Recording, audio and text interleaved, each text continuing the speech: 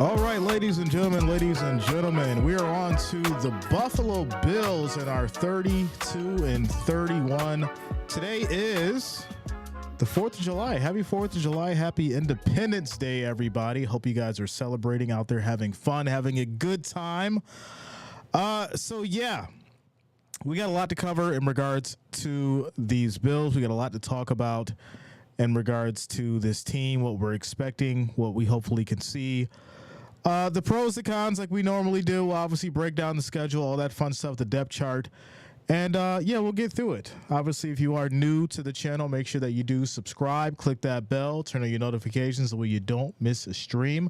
Also, make sure you hit that like, hit that thumbs up. I do appreciate the support for you guys rocking with the channel. Now, as for the poll question of the day is going to be, will Keon Coleman replace Stephon Diggs' production? Obviously, if you're live, you can answer that question in the poll. If you're not watching this later, drop it below in the comments and let us know what you think. Also, obviously, getting into these Bills today, we got a lot to talk about, right? We got some pros, we got some cons, we got some things we really need to discuss as far as this team moving forward.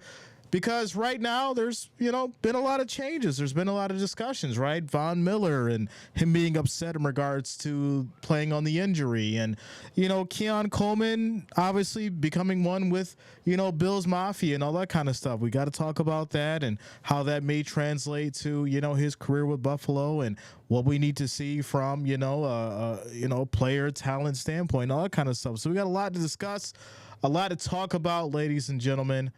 And I'm great. I'm feeling good. And ready to go.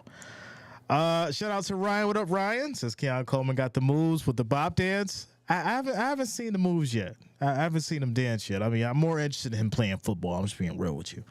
Shout out to Eric. Says, let's go Bills Mafia. Hey, Wrench family and the Bills, Jay. Shout out to you, Eric. Much love to the Wrench gang. Much love to the family, all the listeners, all the watchers. Happy 4th of July. First and foremost, before we get into this, make sure you guys are obviously, enjoying yourself responsibly. Have a safe day. A lot of crazy people out there, but mostly enjoy yourself. Be watchful and be vigilant and all that good stuff. But enjoy yourself. Breathe a little bit. Without a doubt. Fred Lucky, what up, yo? You finna have so much compassion on this live. Listen, Fred Lucky, if you think compassion's coming, then you don't know your boy Jay. I'm about to get busy. Daniel, what up, man? Happy 4th of July to you as well. Chris Hall says, what are you doing working on the 4th? You ought to be enjoying your barbecue. That's why I started early. Because I wanted to go enjoy the day, but we could not miss this. We could not have this Bills coverage on the 4th. We're doing the 32 and 31 alphabetical order, and the Bills just so happen to fall on the 4th. How about that? Red, white, and blue, ladies and gentlemen, my Bills Mafia in the house. So let's go ahead and get into it. I want to start with Brandon Beane, and I want to start with the head coach, Sean McDermott. And I think we should start there. Right, because at the end of the day, everything that's going to move forward into this season is going to rest on their shoulders. And I don't say that loosely. I say that with much conviction, right? I say that because I'm sick of the excuses, and I'm sure you are sick of the excuses as well. And when we have these conversations and these discussions, you start to sit back and really, really wonder, who do you put the blame on? Do you put it on Josh? Do you put it on Stephon Diggs? Do you put it on Gabe Davis? Do you put it on Matt Milano? Do you put it on Greg Russo? Who do you put it on? James Cook? Murray? Which one? No. You have to start at the head, and the head is going to be the coaching staff. And the reality is this. We've seen a lot of errors. Come out of Sean McDermott. We've seen a lot of questionable decision-making from Brandon Beane and some of these contracts. So, yes, we do have to have these individuals take some accountability when it comes to what's going on with this team. Now, what do I want to grade as far as, Beane's decision-making into this draft or this upcoming season?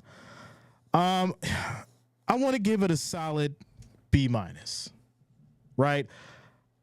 There's a few things that obviously I thought were okay. And there's a few things that I said, all right, it makes sense. I'm not going to get into the Worthy versus, Coleman debate because we've already beat that to death. But I do think that the Bills ended up getting what they wanted, right? Which is, a strong, tall receiver who's going to be able to, have good hands and be able to work with Josh the way that they need him to. But also, I would have liked to see someone with maybe a little bit more speed. And I know that, the speed and the numbers from the combine really don't matter in game time situations. But, I would like to see some more speed on this Bills team. And I say that because if you look at the way that Allen throws, if you understand the arm that he has, and you would say, well, yes, we need someone to catch the ball, but we also need someone who's going to have the speed to get down the field to catch it. So, that's one of the things that I looked at when it came to, the Bills obviously drafting a wide receiver. So, that's one part of it. Obviously, like I said, catching and being able to run your routes, all that obviously comes into the play of it. But the biggest thing that I do appreciate as far as making that decision was Coleman's ability to not only resonate with Bills Mafia, but actually, give this fan base and this team actually something to believe in. How that's going to translate to the field, right? Because that's what's really important. Yeah, you can go back and look at Keon Coleman's highlights and, his tape from college. How is that going to transfer when it comes to being out on the field and playing at, the fast pace and the high level of NFL football? That's what it's going to boil down to. And I could say that he does look promising, right? I could say that he does seem like he will be a key piece that Josh Allen needs to move forward into the next season.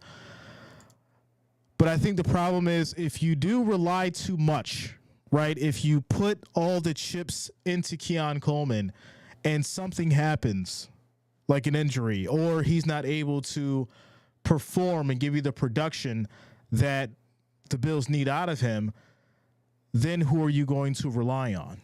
And that's where obviously we'll get into the depth chart and all that good stuff. But I think this is a good start, right? This is a good start understanding as far as, with Stephon Diggs departing and obviously going to the Texans. That was a, cancer that needed to be removed from the locker room. That was a cancer that no longer needed to be with the Bills organization. And that's not to discredit Stephon Diggs because he's a hell of a player. He was phenomenally talented. But I think the diva antics and I think the true motivation of what he wanted and what he needed wasn't really for the team, and that's why he had to move on. Then obviously the let go of Gabe Davis kind of played into, that trend as well. I didn't really like that. And I say that because I don't think people really gave Gabe Davis his fair shot. And people don't do that because they have such a loss of memory when it comes to this team sometimes. And I say that because if you go back and you look at the issues that the Bills had, it didn't start with Gabe Davis. It started with Cole Beasley. You get rid of Cole Beasley, now you're missing that individual that you need to run that slot. Now you're bringing in different personnel and trying to figure out who can do what. And Gabe Davis isn't really getting the attention and the burn that he needs to. So then year 2, year 3 comes, all right, Gabe Davis, we need you, even though we really haven't spent the time that we should have to develop you the way that we need to. Well, hey, go out there and do this job now. And he did. He did a hell of a job for what he was given. And I don't think people give Gabe Davis enough credit. But that's a whole other story. We'll get into the stats and all that good stuff momentarily. Quick shout out to Chris Hall. What up, yo? Happy 4th to the Mafia. Shout out to you, Trent. What up, man? Paris says Bill's going to be a wash. Josh Allen is not consistent enough, and they have no weapons on offense than Allen. Well, listen. There are weapons, right? There's Curtis Samuel. There's Chase Claypool. As far as the running dynamic with Cook, I like it. I think he did great. I think he's definitely going to be, the workhorse that the Bills need him to be. And then obviously Josh is still going to do his running thing as well. So we're going to dive into all that momentarily. Tactical says week 7, we're coming there. New offense, new coaching staff. We'll see. Listen, I'm ready. I'm excited for it. Shout out to you, Angela. Shout out to Marble Sky as well. All right, let's go ahead and get into this depth chart, ladies and gentlemen. Let's go ahead and get into this depth chart. As for the Bills starters, obviously this list can change. We're a little early, so I will give you guys the updates as they come. But for right now, you got obviously your quarterback, superstar Josh Allen. Second is going to be Mitchell Trubisky. Mitch Trubisky is back. I didn't really agree with this, but hey, I get that he understands, the Bills' offensive scheme. But I also said, how can he really understand the Bills' offensive scheme if he had to leave and then come back and we've got a new offensive coordinator and all this other stuff's going on? So that's why I kind of really didn't get it. But hey, it's Mitch Trubisky. If something were to happen to Josh Allen, will he be able to survive with this team? I'm hoping. I think he can do something for a couple of games, depending on who it would happen against. So all that good stuff. Yeah, we'll see. And then Shane Bukelly. As far as the running backs, James Cook, Ray Davis, Ty Johnson, Darrynton Evans, wide receiver Khalil Shakir, Marquez Valdez-Scantling. Now, this is interesting for me, right? I know that Shakir is going to show up in some big moments.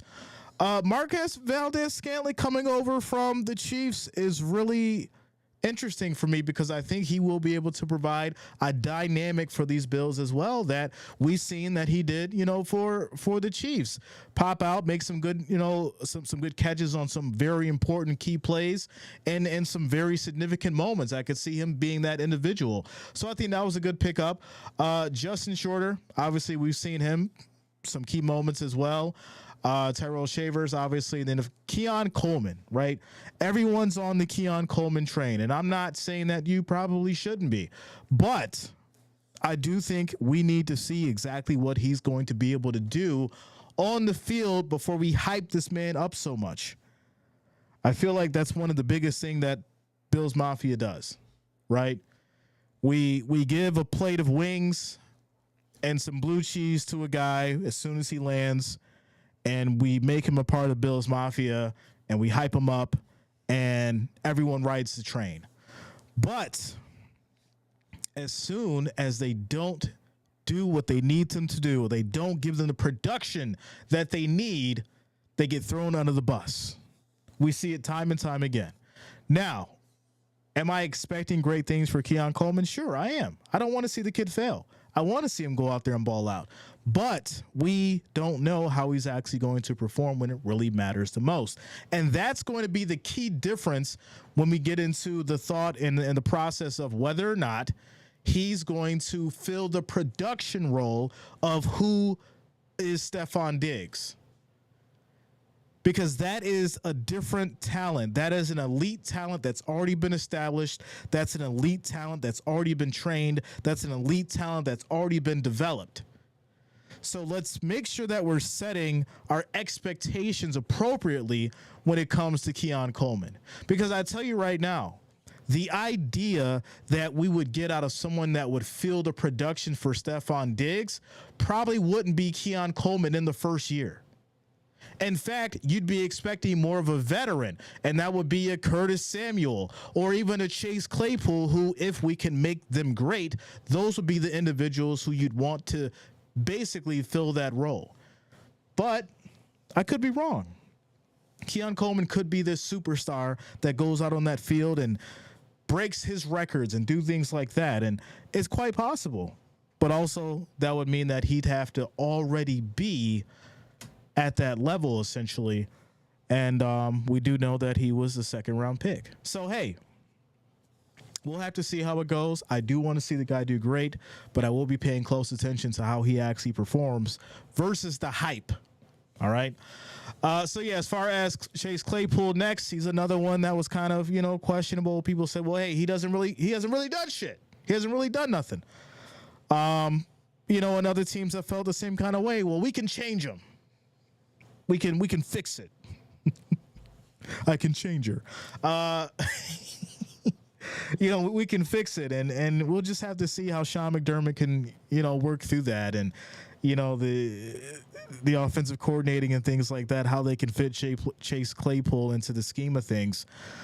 KJ Hamler, right? Brian Thompson, and then obviously Curtis Samuel's another one, which you're expecting a lot out of these individuals who really haven't done too much, and you're saying, all right, Josh Allen, we know what you can do. Here are these individuals who really aren't superstar level, but can you elevate them? And the real question, I think, too, is going to come down to whether or not Josh Allen is at a point in his career where he can elevate his wide receivers. He can no longer be saved. This is very important to understand. There is nobody, albeit I'll give you Dalton Kincaid, that is really going to be able to save Josh Allen. He is going to have to build the chemistry with them. He is going to have to build up the connection, and he's going to have to develop some of these guys to get into the Bills' offensive scheme and build that chemistry, because no one's going to save Josh Allen this year. He's going to have to do it. So he's going to have to be the one to make sure these guys are ready when they step out on that field. After that, obviously, for the tight ends, you got Dalton Kincaid, Dawson Knox. What can I say about Dalton Kincaid that hasn't already been said? The man's great. He's a sight to see. From the route running to the strength to, being able to be shifty and bringing that power that the Bills needed, that I would think Dawson Knox was kind of, slipping away from. It's great to have Dalton Kincaid fill that role the way that it should be done. Dawson Knox obviously being at the second, yeah, it's great. It's wonderful. So those two are definitely going to be obviously battling it out for that job, which is great to have. Then there's Quentin Morris and then Trey McKitty. Fullback Reggie Gilliam. After that, it's going to be the usual suspects, left tackle Deion Dawkins, followed by Ryan Van DeMark, Tylon Grable, Richard Garage. Left guard is going to be David Edwards. Center is going to be Connor McGovern. Now, we talk about the center situation, and I think this is very significant as well, because we tend to forget these kind of things, right? And when you lose your center, or when your center moves on and you have to get a new one, that's another element to this offensive line that is going to be very, very important for Josh Allen, making sure that your snap count is right, making sure that you're not getting those false starts because of the miscommunication, making sure that the ball is placed properly in your hands so you don't fumble it. All this stuff is going to be very important when it comes to Connor McGovern just coming in, because this is going to be his first year with Allen. There's a lot of changes that goes into next year that are going to be very significant, and if they're not fine-tuned, if the chemistry just isn't there, or if there's things that are just a little bit off, these can be the difference of whether or not this team is going to be great when they step out on that field and have a good season.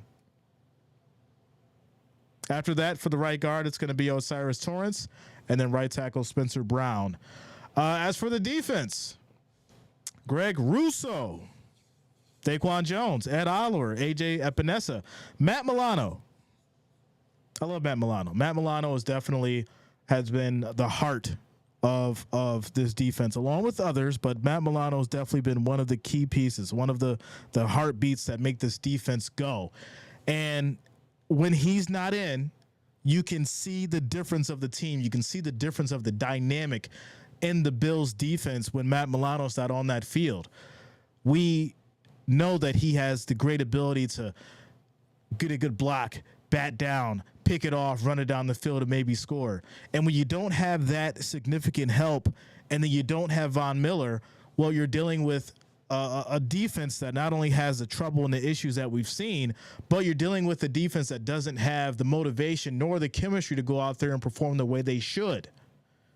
But hopefully Matt Milano comes back. He plays at his level and gives this defense the boost that they need in the most important times. After that's obviously Terrell Bernard, who's been great last year. Nicholas Morrow, Rasul Douglas, another one who's been great last year.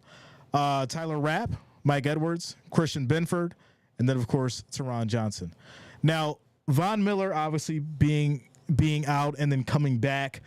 There was a story recently where he said that he was kind of upset in regards to, the criticisms and the ridicule that he got because he chose to play through the injury.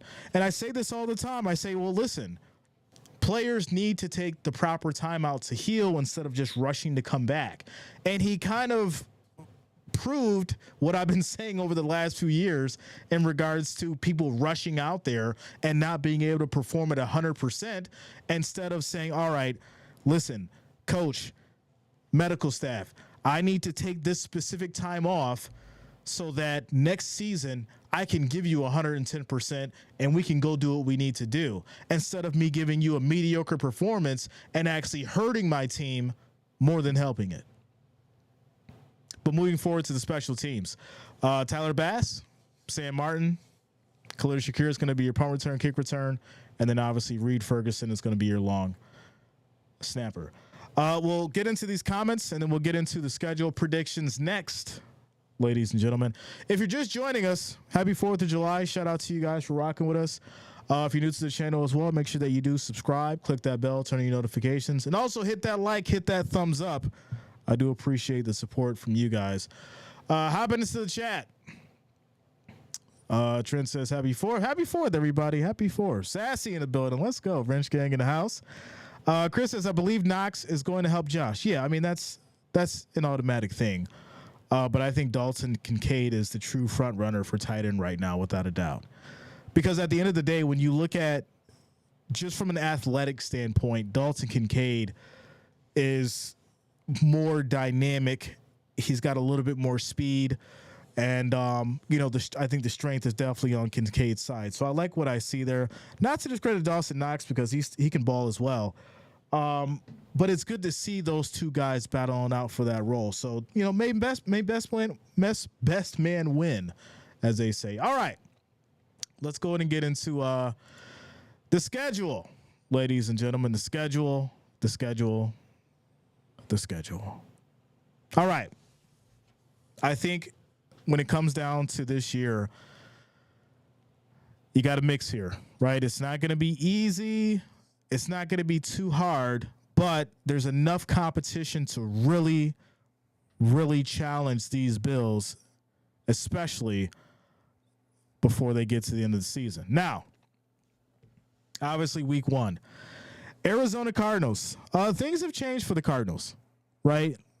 From, picking up Harrison, the running situation over there has changed. The defense is changing.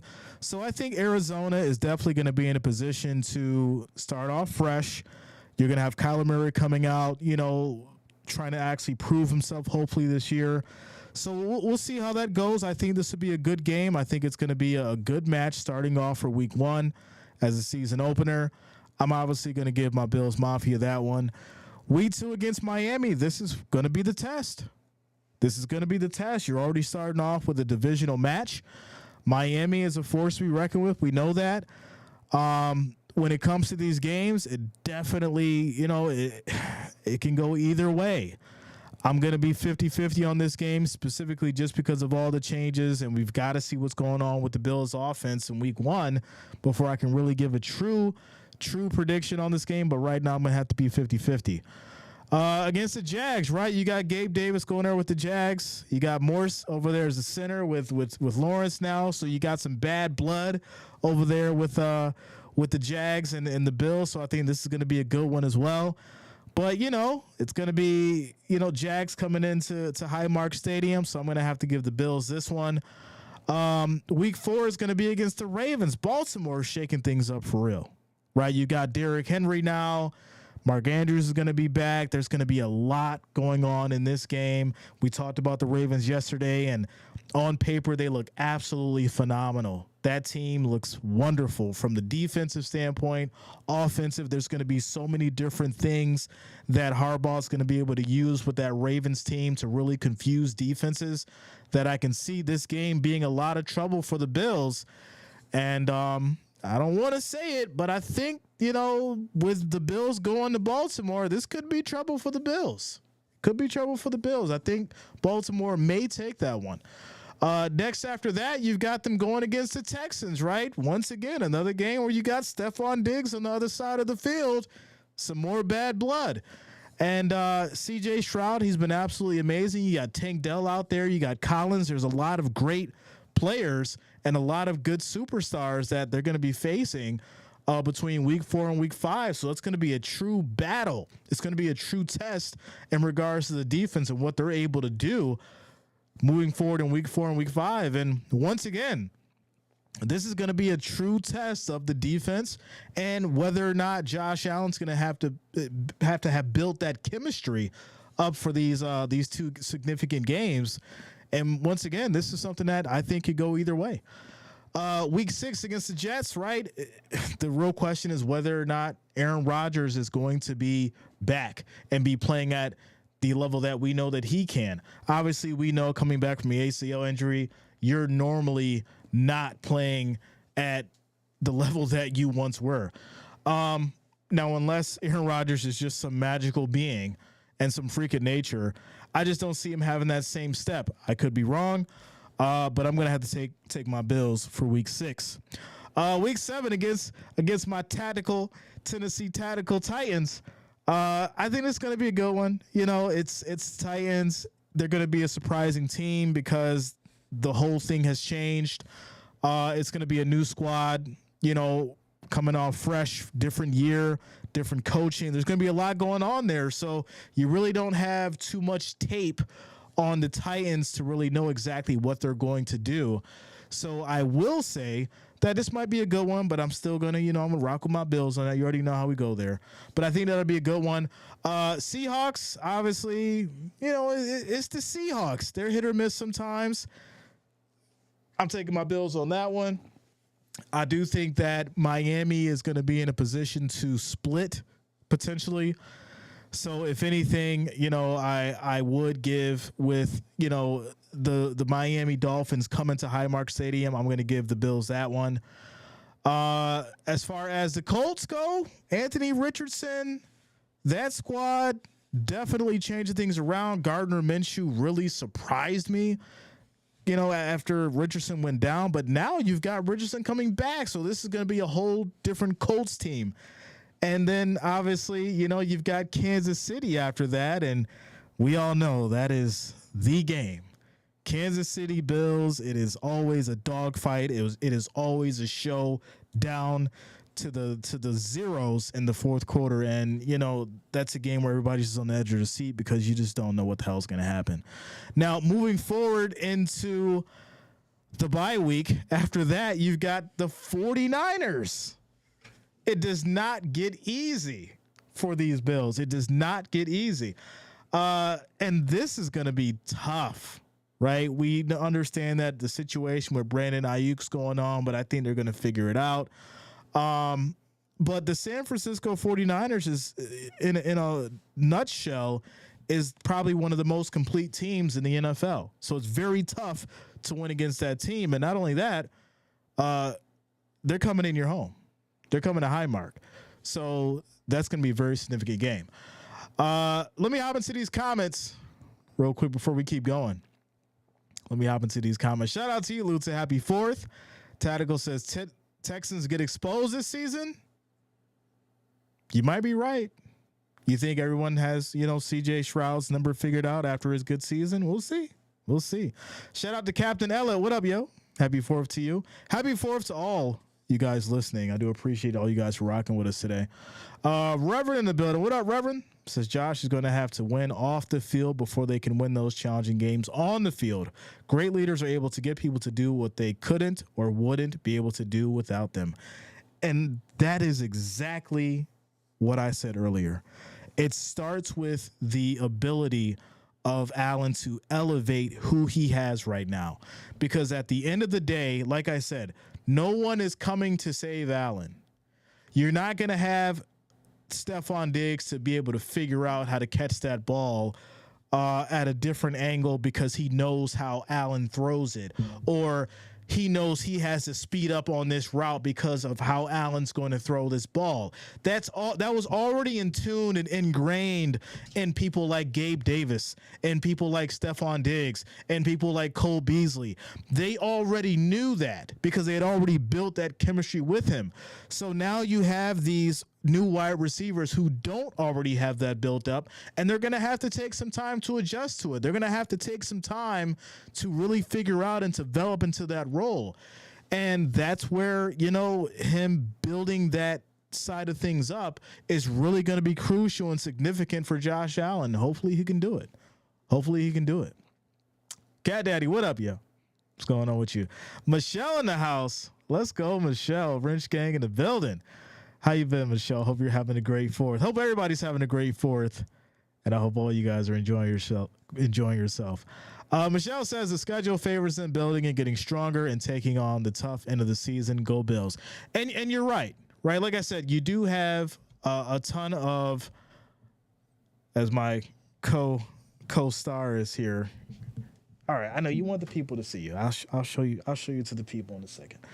As far as how the schedule goes, you've got Arizona, you've got the Dolphins, you got the Jags, Ravens, Houston. This is going to be the true test. This is going to be the character build for this team coming into this season. Obviously, the Jets, Titans, Seahawks, right? That's going to be hopefully, I'm going to say a little bit less challenging. I'm not saying easier. I'm saying less challenging because we know the Jets defense is strong. Seattle's defense is going to be strong. And then obviously Titans are making some adjustments as well. All right, I see. We got to get you on the camera. All right, here we go. All right, see, you're on camera. See, there you go. And then obviously getting into back to Miami, the Colts, and then Kansas City. And then later on in the season, all right, he's out of here. Later on in the season, right? San Francisco, the Rams, Lions, New England, divisional, Jets, divisional, and then, of course, New England again. So there's a great mix to, like I said, build up the character, build up the development that the Bills need, and then things get tough, right? This last stretch, without a doubt, is most likely going to determine whether or not the Bills make it to the playoffs 100%. KC, San Francisco, Rams, Detroit, New England. Obviously, we don't really know too much about what's going on with New England. I have an idea. We'll get to that later. But for the most part, there's going to be a lot that the Bills are going to have to overcome. There's going to be a lot of challenges and a lot of issues because we're not even talking about the fact of injuries. I haven't even got to that side of things yet, which I do want to touch on. But yeah, that's the schedule. And that's basically what the Bills are going to be looking at coming into this season. And it's very significant because if you're not game planning in regards to obviously what you want to happen, what you think is going to happen, and then what the models are telling you, right? Because there's more than just one way that they look at this thing, that they look at things when they're game planning for the season. It boils down to not only how the team is going to be playing, but the momentum that they have, the injuries. And one thing that we really don't talk about is Josh Allen hasn't had a significant injury that's kept him from playing in a season. We have not seen that yet. Nobody's talking about it. Nobody's really thinking about it. And for good reason, right? You don't want it to happen. You don't want to think about bad things happening. But the reality is, when it comes down to Josh Allen, he has not had a significant injury that has kept him from playing for a season. And as a running quarterback, he likes to take hits. He likes to run. He feeds off that. He gets his energy from that. He's fueled by that. So the body can only take so much before something decides to give. And essentially, hopefully he's able to stay healthy. Hopefully he's able to make smart decisions out there. But you do have to question, when is something going to happen? Because it's not It's not a really if, it's a when. It's going to happen. Every quarterback has their injury. Every quarterback has to take a little bit of time off. That's the reality of things. It's not a question of if, it's when. And you're just hoping that he's able to, like I said, stay healthy, maintain his conditioning, stay focused. And I think another side of the coin that we need to discuss as well, Allen this year needs to figure out the true game plan. He needs to figure out defenses. He needs to understand personnel. He needs to know who's on the field doing what. He needs to understand his weak side. He needs to understand his strong side. And then he needs to game plan based on that and how the defense will respond on that. Because that's what's going to take him from being a superstar quarterback to a legendary quarterback. And that's what's going to get him over the hump to not only get to a championship game, but win in that championship game to go to a Super Bowl and potentially win. Let me get back to these comments. Shout out to Harry Frog. What up, man? Says, yeah, we ain't going that far this season. You got to have hope. As they say, you got to have hope, my friend. Says, don't hate on my Pats now. We ain't get to the Pats yet.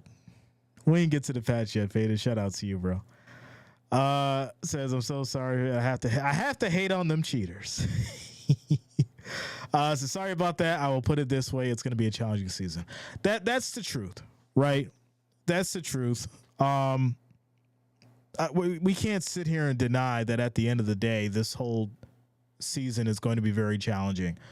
Now, I would say the defense and what we have and what we're able to pick up, I think the defense has a solid chance. I think the defense is going to do fairly well. I do. The chemistry built on the offensive side is what's more so in question. Because, yeah, the Bills did get a new defensive coordinator as well, so there's going to be a lot to really question for the opponents, because if you look at the tape and you go back to decision making and you go back and you look at the problems that the Bills have had defensively with the injuries, you're basing everything that's happened on Sean McDermott's decision making. But now with the new defensive coordinator coming in, everything's going to change for them. So if you're game planning on the other side, you're not really going to know, how things are going to be panned out, because you don't have that tape yet based on the new decision making from the game plan of the defensive coordinator. So this could be very good for the Bills, and this could be in their favor. But here's what you don't want to see, right? You don't want to see what we've had in the last couple of years, where the offense has been great, not excellent. It's been great, but then obviously with great comes the mistakes and the issues and, the not being able to execute in the key moments. You get that from being excellent.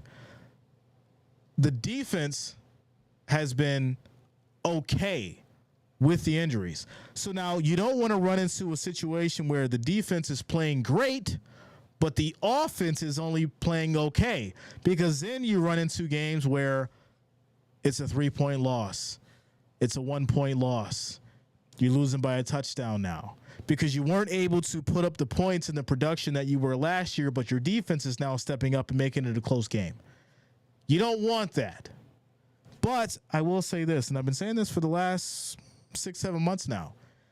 The NFL has now become very, very, I want to say, challenging for every team.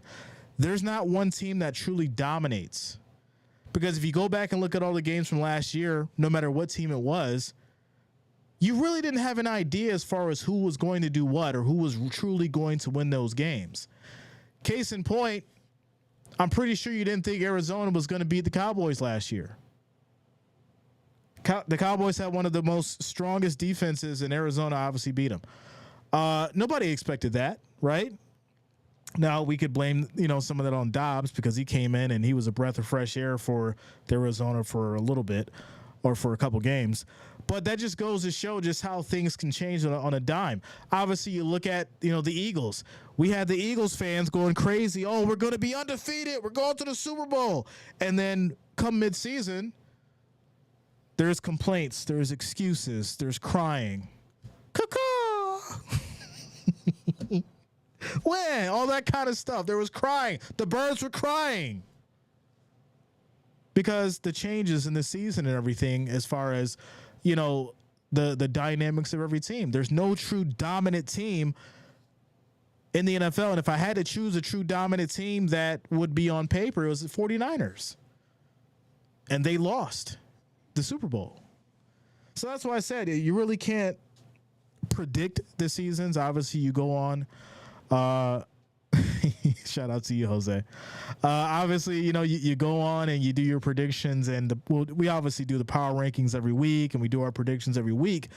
But looking at what the Bills have to do to be successful and looking at who they're going up against into this next season, it is not going to be easy. It's going to be very challenging.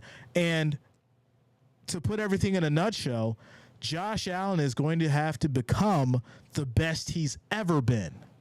He can't play the same old game that we've seen over the last 6-7 years.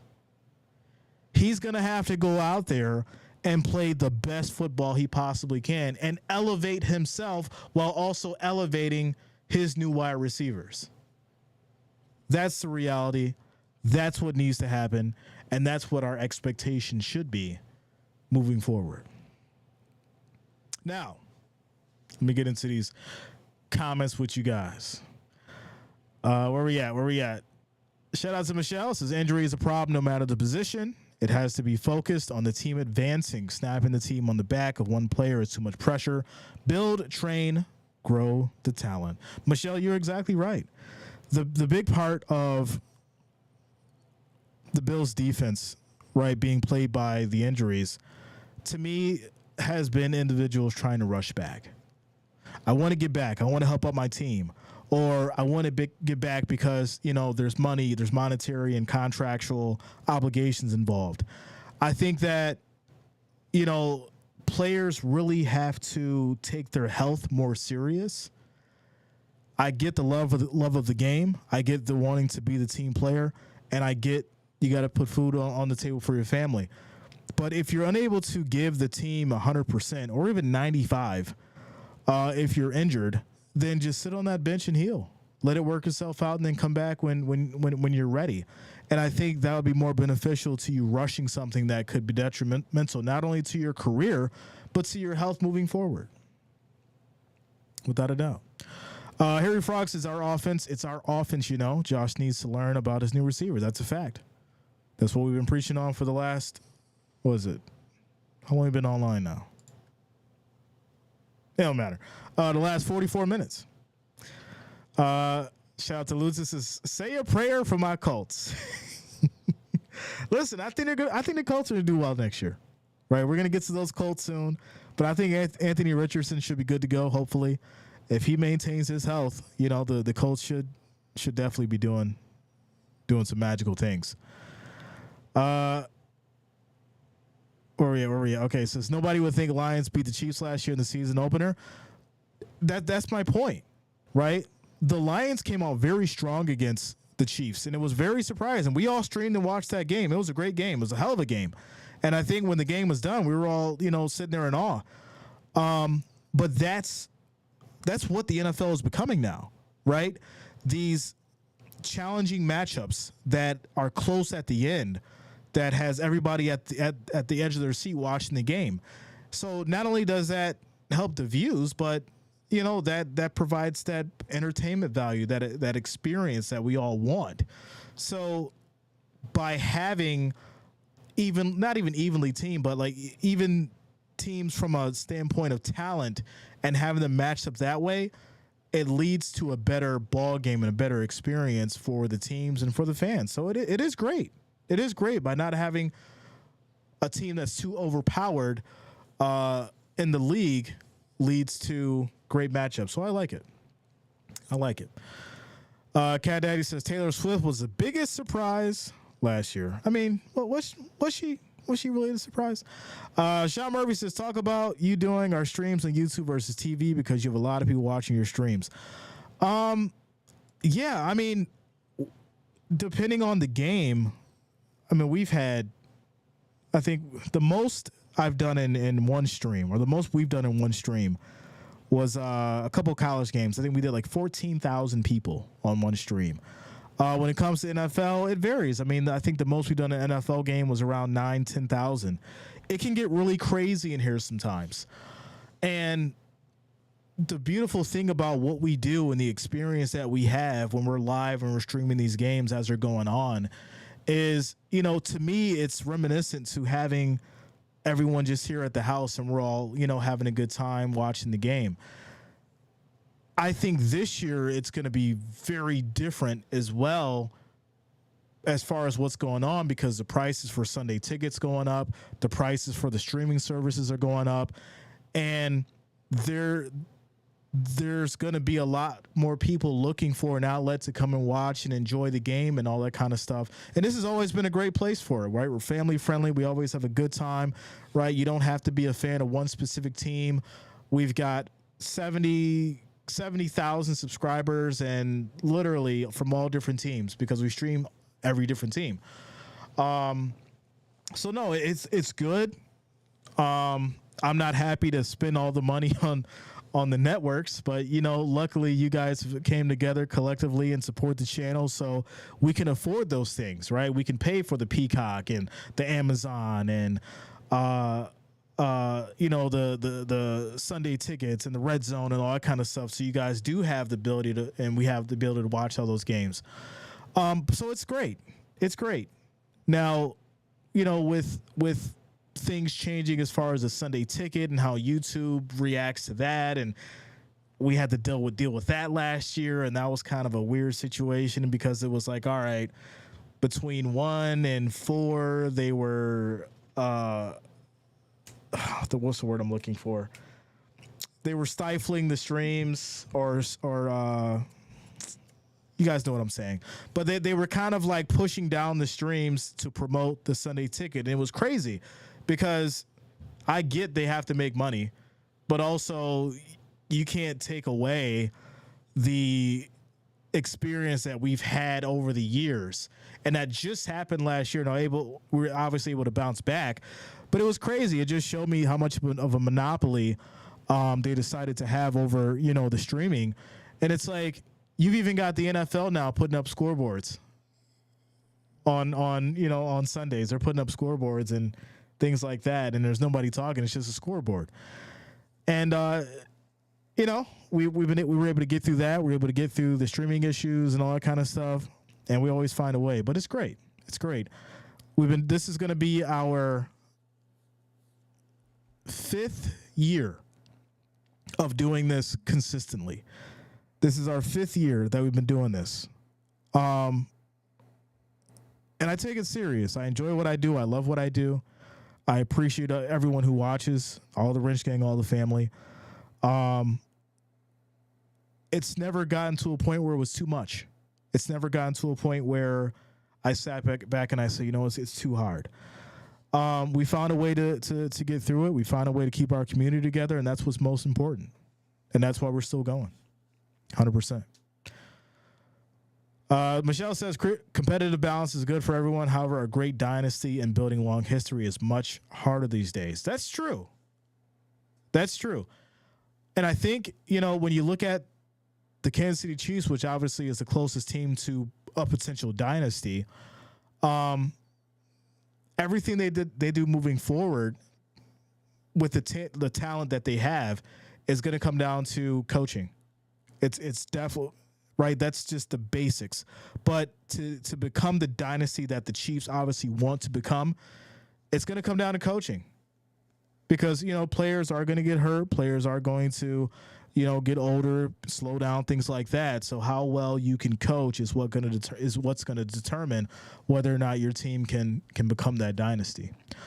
Reverend says also it puts every team in position to earn their spot every week, and it keeps subpar teams a reason to have hope. That's true. That's true. Everybody, you know, coming into next season, it's a fresh slate. So everyone has a chance to prove themselves. Everyone has a chance to start off strong. You don't really see too many people slacking off until, and that's the wrong word. You don't really start seeing too many people not really be as competitive past week 6. Week 6, you've kind of got things figured out. and then obviously past that point, you're starting to see and starting to shape into who is going to basically do what, and who's going to be able to go down that road. Shout out to Michelle says, I'd rather watch with y'all the commentary and friendship and hilarity that comes with the chat and whatnot. The best way to enjoy the game. That's a fact. That's a fact.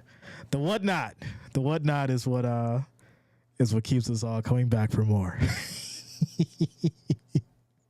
The whatnot is what makes us different. That is a fact. That is a fact. Eric says, I've been with Jay since day one. He started. Yeah, man. Eric's one of the OGs. One of the OGs. All right, ladies and gentlemen, I didn't want to take up too much of your time, but I did want to talk about these bills, and I did want to wish you guys all a happy 4th of July, Independence Day. Once again, right? Obviously, go out there, enjoy yourself, have fun, drink responsibly, enjoy your friends and family. Stay safe, stay vigilant, watch your surroundings, don't drink and drive, and enjoy yourselves. Have yourself a happy 4th. Obviously, we're keeping going with this. We'll be back at it tomorrow, normal time, 8 p.m. 32 and 31, ladies and gentlemen. Much love to the Wrench Gang. Much love to the family, all the listeners, all the watchers. Have a happy 4th, and we'll see you all soon.